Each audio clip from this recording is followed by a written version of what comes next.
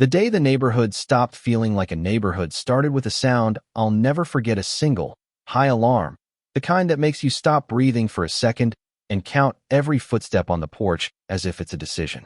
I was pulling into the drive, thinking about nothing more dangerous than the laundry, when my wife Maria came running out of the house with her coat half on and her face the exact color of someone who'd seen too much and still not enough, and I knew, instantly, that something had gone wrong in a way you can't fix with bandages. That's the hook, that breathless, small moment that turns ordinary into emergency, and everything after it is just trying to make sense. We moved to Pine Ridge because it felt safe. Trimmed lawns, potlucks where people swapped pies and gossip, an old elm that lost more leaves than common sense. I'd spent years as a cop, long enough to know the difference between a bad night and a life change. But even I wasn't ready for how quickly the rules of this place started feeling like traps. At the center of it all was the Pine Ridge Homeowners Association, led by a woman named Lorraine Hale. Neat hair, sharper handwriting, the kind of smile that said community, but left a little sting when she turned away. Lorraine believed in order. She also believed in a plan, and it's the plan that explains the rest. After the alarm, there were the small, terrible details. A cut to the power that timed too well with our cameras, a padlock on the gate that should have opened with a simple code, a note shoved under the door that read like a policy memo, and not a threat, by law enforcement will be strictly applied. It was the kind of phrasing someone uses when they want you to know they're in control, and for a moment I laughed, because what else do you do? Then I realized the laugh was the defense mechanism, and it wasn't funny. Lorraine showed up that afternoon, clipboard in hand, like an angel of municipal doom. "Rules are rules," she said, as if rules could be brandished like a shield. "We have standards to uphold." Her voice was calm, and in her calm I could hear 1,000 hours of meetings where people chose paper over people. She told me, flatly, that our backyard structure's a small shed and the old garden bench violated an obscure clause added to the bylaws last year, the same clause that conveniently increased the land's marketability without specifying whose pockets would get heavier. The developer across town, a company called Meridian Properties, had been eyeing parcels on our street. When you string together fines, complaints, and a few well-placed safety notices, houses start looking like investments people want to buy. And people like Lorraine start looking like the harvesters of that crop. I should have called it then for what it was: harassment disguised as housekeeping. Instead, I did what I always do, which is try to fix things the way I know, by gathering facts. Maria and I found neighbors who'd had similar citations, little letters that read polite but smelled like the same hand. A retired teacher named Hank said he'd had his fence marked for removal after refusing to sell, and a young couple, the Parkers, had started getting nightly visits from an inspector who arrived the same time as a Meridian rep took pictures of their property. The pattern was ugly and obvious, and the ugliness was that it was legal enough to be almost clean. The turning point, the one scene where the ordinary slips into a plan that actually moves the plot, came on a rainy Wednesday. My phone buzzed with a text from an anonymous neighbor. "Meeting tonight. County room, 8. Come alone." I almost didn't go, because when people says "come alone," you picture trouble. But curiosity is the cousin of courage, and it shows up when it shouldn't. The meeting looked like a community forum: folding chairs, fluorescent lights, stale coffee, but it was a show, a smokescreen. Behind the brochures and the pie charts, Lorraine and a Meridian executive were talking numbers, not gardens.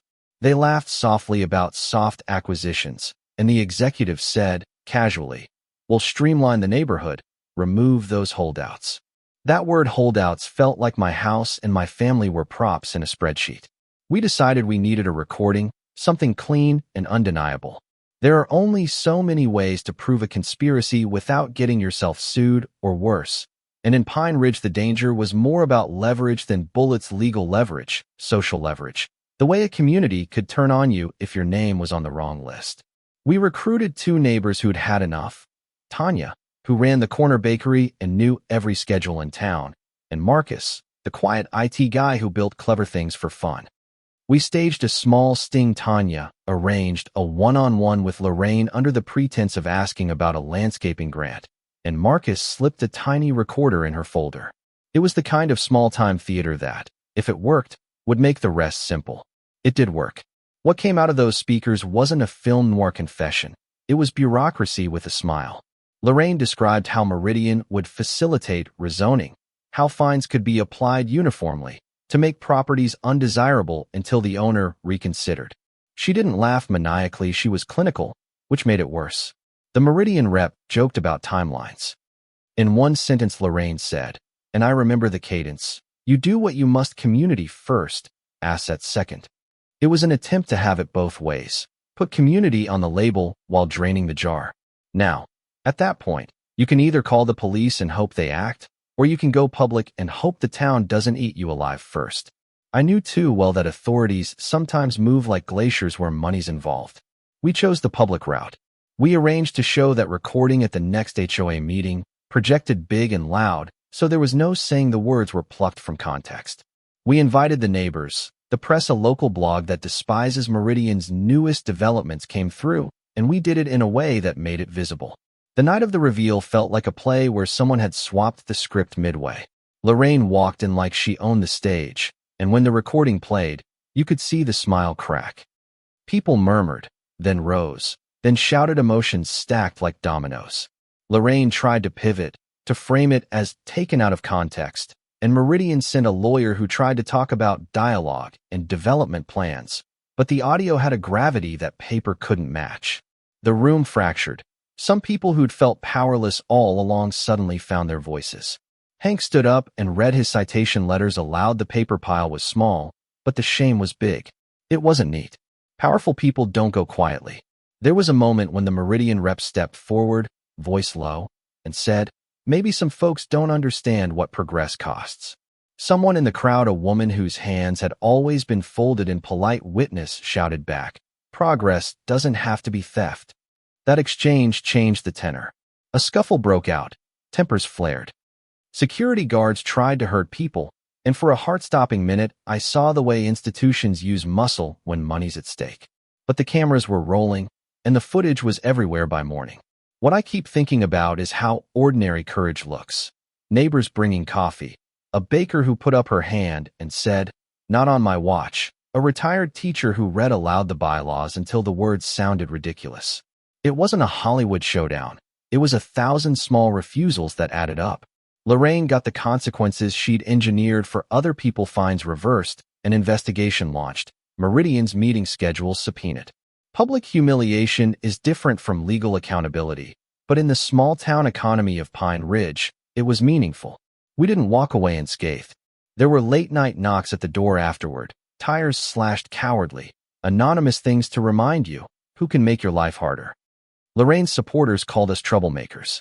Some neighbors who valued the peace of conformity looked at us like we'd brought a storm. My daughter Lily stopped sleeping in her room for a while, and we learned new ways to be careful without letting fear run the house. That's the human cost. It's never clean, and it's rarely pretty. Still, the porch felt different after. People sat on it again, not because the world had been repaired, but because we had decided, collectively, that porch sitting was worth defending. Pine Ridge changed not overnight, not in sweeping reforms, but in small steps. Some houses sold, some didn't. Meridian withdrew their immediate plans, at least for now. Lorraine resigned, claiming health reasons, and she moved away with her boxes and her perfectly ironed letters. Some folks celebrated quietly. Others wondered if we'd won or merely delayed the inevitable. That's the middle ground where most of life happens: messy, unresolved, honest. So here's where I'll leave you with a little provocation. When a community calls something a rule, ask who wrote the rules and who benefits. When someone smiles and says community first, listen for the fine print. Justice doesn't always come from courts. Sometimes it comes from neighbors who refuse to let labels be weapons. Tell me, have you ever stood up to a system that preferred the paperwork to the people? Was it worth it? Drop your story below. Argue if you must about right, wrong, and what counts as courage. And if this made you think twice about the rules in your street, share it. Let's see how many porches out there are still worth saving.